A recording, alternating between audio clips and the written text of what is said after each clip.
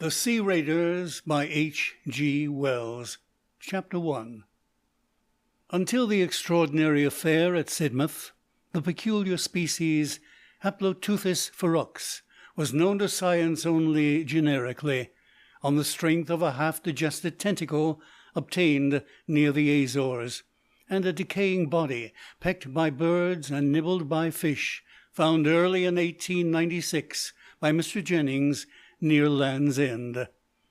In no department of zoological science, indeed, are we quite so much in the dark as with regard to the deep-sea cephalopods. A mere accident, for instance, it was that led to the Prince of Monaco's discovery of nearly a dozen new forms in the summer of 1895, a discovery in which the before-mentioned tentacle was included. It chanced that a cachalot was killed off Terceira by some sperm whalers, and in its last struggles charged almost to the prince's yacht, missed it, rolled under, and died within 20 yards of his rudder. And in its agony it threw up a number of large objects, which the prince, dimly perceiving they were strange and important, was, by a happy expedient, able to secure before they sank. He set his screws in motion, and kept them circling in the vortices thus created until a boat could be lowered. And these specimens were whole cephalopods and fragments of cephalopods, some of gigantic proportions, and almost all of them unknown to science. It would seem, indeed, that these large and agile creatures, living in the middle depths of the sea, must to a large extent forever remain unknown to us, since under water they are too nimble for nets, and it is only by such rare, unlooked-for accidents that specimens can be obtained. In the case of Haploteuthis ferox, for instance, we are still altogether ignorant of its habitat, as ignorant as we are of the breeding ground of the herring or the seaways of the salmon, and zoologists are altogether at a loss to account for its sudden appearance on our coast. Possibly it was the stress of a hunger migration that drove it hither out of the deep, but it will be perhaps better to avoid necessarily inconclusive discussion, and to proceed at once with our narrative. The first human being to set eyes upon a living Haploteuthis, the first human being to survive, that is, for there can be little doubt now that the wave of bathing fatalities and boating accidents that travelled along the coast of Cornwall and Devon in early May was due to this cause, was a retired tea dealer of the name of Fison, who was stopping at a Sidmouth boarding-house. It was in the afternoon, and he was walking along the cliff path between Sidmouth and Ladram Bay. The cliffs in this direction are very high, but down the red face of them, in one place, a kind of ladder staircase had been made.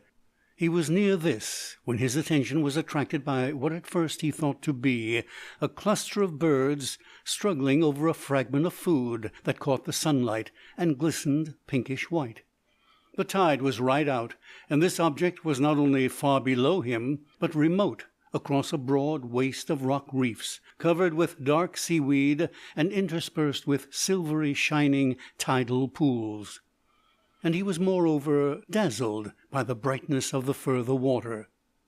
In a minute, regarding this again, he perceived that his judgment was in fault, for over this struggle circled a number of birds, jackdaws and gulls for the most part, the latter gleaming blindingly when the sunlight smote their wings, and they seemed minute in comparison with it.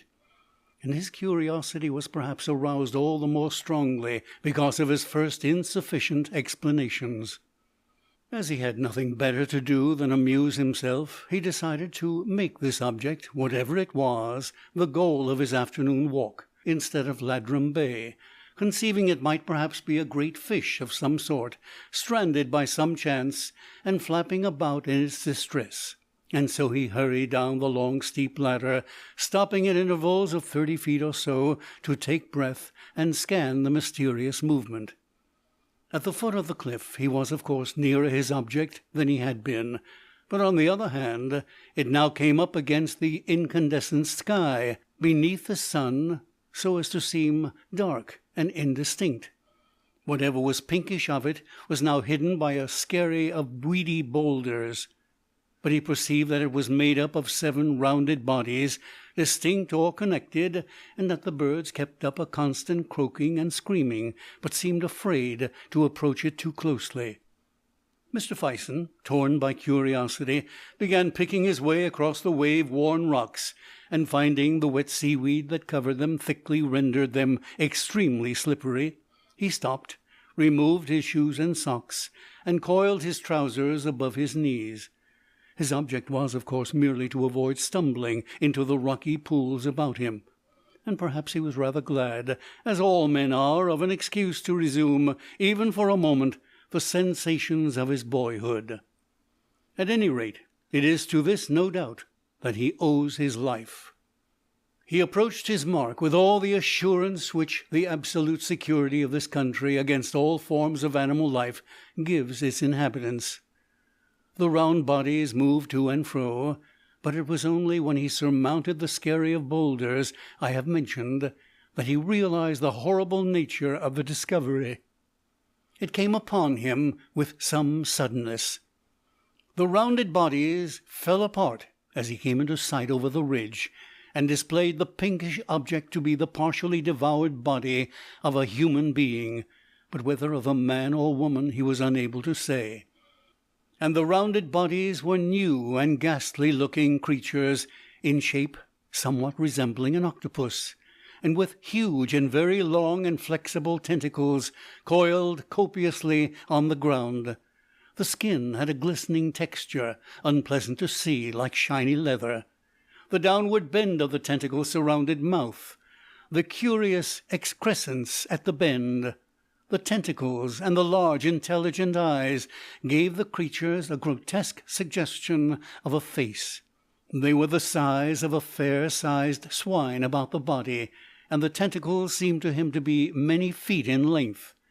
There were, he thinks, 7 or 8 at least of the creatures. 20 yards beyond them, amid the surf of the now returning tide, 2 others were emerging from the sea. Their bodies lay flatly on the rocks, and their eyes regarded him with evil interest. But it does not appear that Mr. Fison was afraid, or that he realized that he was in any danger. Possibly his confidence is to be ascribed to the limpness of their attitudes. But he was horrified, of course, and intensely excited and indignant at such revolting creatures preying upon human flesh. He thought they had chanced upon a drowned body. He shouted to them with the idea of driving them off, and finding they did not budge, cast about him, picked up a big rounded lump of rock, and flung it at one. And then, slowly uncoiling their tentacles, they all began moving towards him, creeping at first deliberately, and making a soft purring sound to each other. In a moment Mr. Fison realized that he was in danger. He shouted again, threw both his boots, and started off with a leap forthwith. 20 yards off he stopped and faced about, judging them slow, and behold, the tentacles of their leader were already pouring over the rocky ridge on which he had just been standing.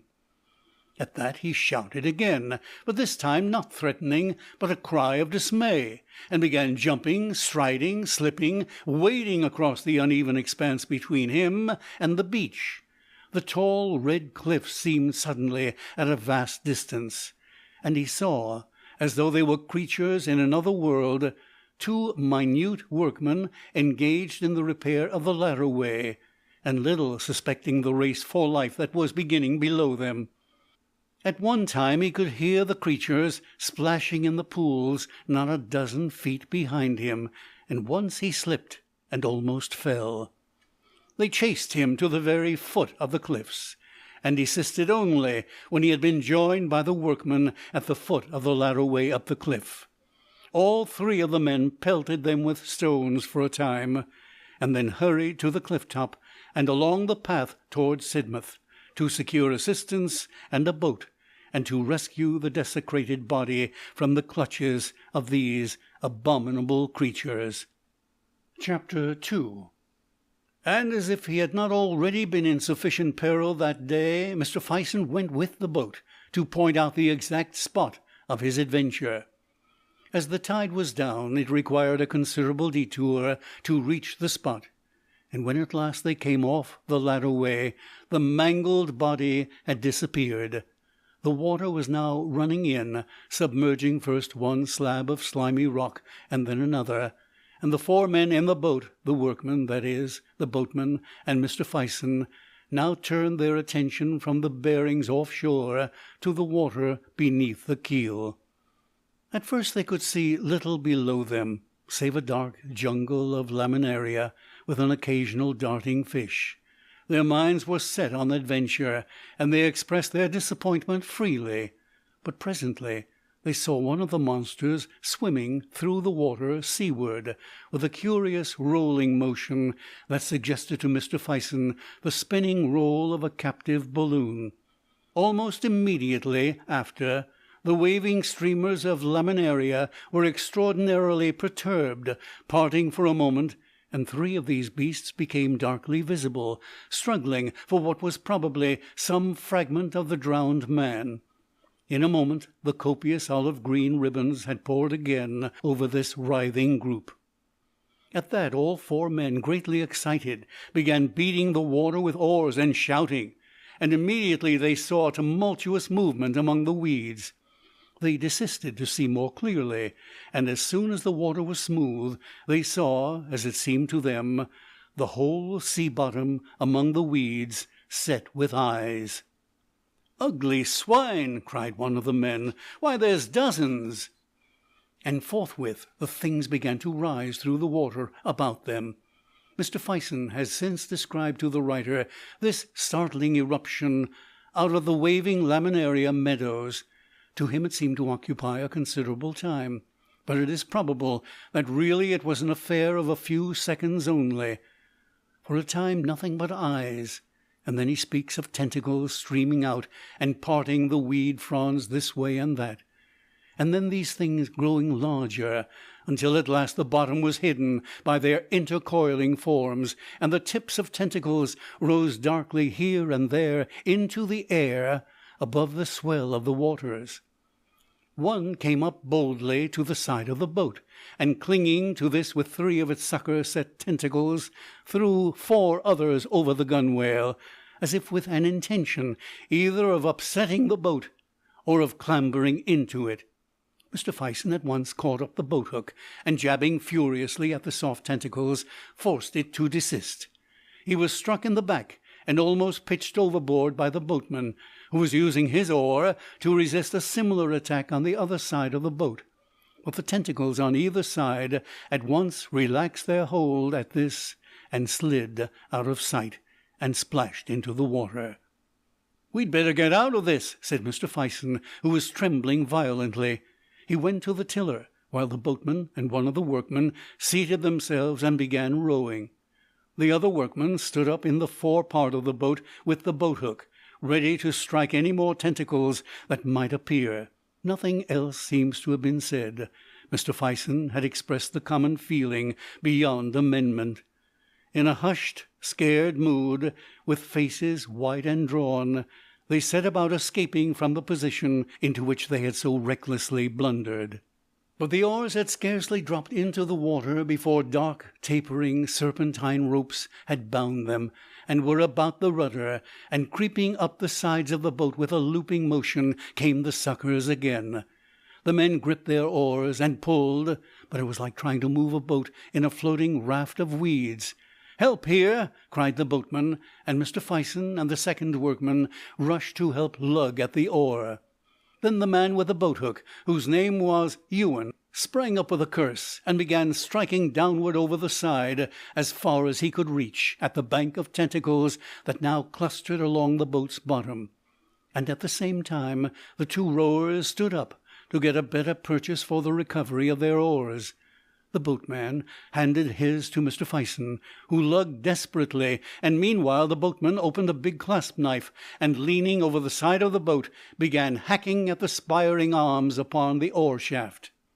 Mr. Fison, staggering with the quivering rocking of the boat, his teeth set, his breath coming short, and the veins starting on his hands as he pulled at his oar, suddenly cast his eyes seaward, and there, not 50 yards off, across the long rollers of the incoming tide, was a large boat standing in towards them, with 3 women and a little child in it. A boatman was rowing, and a little man in a pink-ribboned straw hat and whites stood in the stern, hailing them. For a moment, of course, Mr. Fison thought of help, and then he thought of the child. He abandoned his oar forthwith, threw up his arms in a frantic gesture, and screamed to the party in the boat to keep away, for God's sake. It says much for the modesty and courage of Mr. Fison that he does not seem to be aware that there was any quality of heroism in his action at this juncture. The oar he had abandoned was at once drawn under, and presently reappeared floating about 20 yards away. At the same moment Mr. Fison felt the boat under him lurch violently, and a hoarse scream, a prolonged cry of terror from Hill, the boatman, caused him to forget the party of excursionists altogether. He turned and saw Hill crouching by the forward rowlock, his face convulsed with terror, and his right arm over the side and drawn tightly down. He gave now a succession of short, sharp cries. "Oh! Oh! Oh! Oh!" Mr. Fison believes that he must have been hacking at the tentacles below the water-line, and have been grasped by them. But, of course, it's quite impossible to say now certainly what had happened. The boat was heeling over, so that the gunwale was within 10 inches of the water, and both Ewan and the other labourer were striking down into the water, with oar and boat-hook on either side of Hill's arm. Mr. Fison instinctively placed himself to counterpoise them. Then Hill, who was a burly, powerful man, made a strenuous effort, and rose almost to a standing position. He lifted his arm, indeed, clean out of the water. Hanging to it was a complicated tangle of brown ropes, and the eyes of one of the brutes that had hold of him, glaring straight and resolute, showed momentarily above the surface. The boat heeled more and more, and the green-brown water came pouring in a cascade over the side. Then Hill slipped and fell with his ribs across the side, and his arm and the mass of tentacles about it splashed back into the water. He rolled over. His boot kicked Mr. Fison's knee as that gentleman rushed forward to seize him, and in another moment fresh tentacles had whipped about his waist and neck, and after a brief convulsive struggle, in which the boat was nearly capsized, Hill was lugged overboard. The boat righted with a violent jerk that all but sent Mr. Fison over the other side, and he hid the struggle in the water from his eyes. He stood staggering to recover his balance for a moment, and as he did so, he became aware that the struggle and the inflowing tide had carried them close upon the weedy rocks again. Not 4 yards off, a table of rock still rose in rhythmic movements above the inwash of the tide. In a moment Mr. Fison seized the oar from Ewan, gave one vigorous stroke, and then, dropping it, ran to the bows and leaped. He felt his feet slide over the rock, and by a frantic effort leaped again towards a further mass. He stumbled over this, came to his knees, and rose again. "Look out!" cried someone, and a large drab body struck him. He was knocked flat into a tidal pool by one of the workmen, and as he went down he heard smothered, choking cries that he believed at the time came from Hill. And then he found himself marvelling at the shrillness and variety of Hill's voice. Someone jumped over him, and a curving rush of foamy water poured over him and passed. He scrambled to his feet, dripping, and without looking seaward, ran as fast as his terror would let him shoreward. Before him, over the flat space of scattered rocks, stumbled the 2 workmen, one a dozen yards in front of the other. He looked over his shoulder at last, and seeing that he was not pursued, faced about. He was astonished. From the moment of the rising of the cephalopods out of the water, he had been acting too swiftly to fully comprehend his actions, and now it seemed to him as if he had suddenly jumped out of an evil dream. For there were The sky, cloudless and blazing with the afternoon sun, the sea weltering under its pitiless brightness, the soft creamy foam of the breaking water, and the low, long, dark ridges of rock. The righted boat floated, rising and falling gently on the swell about a dozen yards from shore. Hill and the monsters, all the stress and tumult of that fierce fight for life, had vanished as though they had never been. Mr. Fison's heart was beating violently. He was throbbing to the fingertips, and his breath came deep. There was something missing. For some seconds he could not think clearly enough what this might be. Sun, sky, sea, rocks. What was it? And then he remembered the boatload of excursionists. It had vanished. He wondered whether he had imagined it. He turned and saw the two workmen standing side by side under the projecting masses of the tall pink cliffs.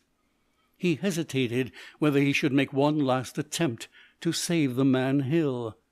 His physical excitement seemed to desert him suddenly, and leave him aimless and helpless. He turned shoreward, stumbling and wading towards his two companions. He looked back again, and there were now two boats floating, and the one farthest out at sea, pitched clumsily, bottom upward. Chapter 3. So it was Haploteuthis ferox made its appearance upon the Devonshire coast. So far this has been its most serious aggression. Mr. Fison's account, taken together with the wave of boating and bathing casualties to which I have already alluded, and the absence of fish from the Cornish coasts that year, points clearly to a shoal of these voracious deep-sea monsters prowling slowly along the subtidal coastline.